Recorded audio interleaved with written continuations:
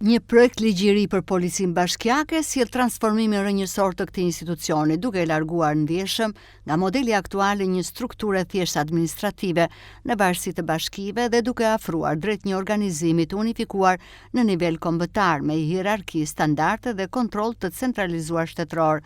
Ndryshe nga ligji më parshëm, i cili e parashikon Policinë Bashkiake si një strukturë administrative të çdo bashkie pa një drejtim qendror dhe me organizim të miratuar nga kryetari i bashkisë, projekt ligji i ri e shpall atë institucion të administratës publike me status të veçantë. Për herë të parë krijohet Drejtoria e Përgjithshme e Policisë Bashkiake në nivel qendror, duke vendosur një organizim me dy nivele, ku struktura vendore, në këtë rast bashkitë, lidhen drejt për drejt me një autoritet qendror. Ky ndryshim shënon kalimin nga një polici bashkiake e fragmentuar dhe decentralizuar drejt një strukture kombëtare të unifikuar.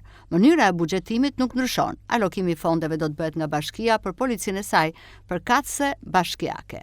Një tjetër risi lidhet dhe me rolin e ministrit përgjegjës për rendin dhe të prefektit. Në ligjin aktual, ministri ka rol thuajse formal, ndërsa prefekti nuk ushtron kompetenca reale mbi Policinë Bashkiake.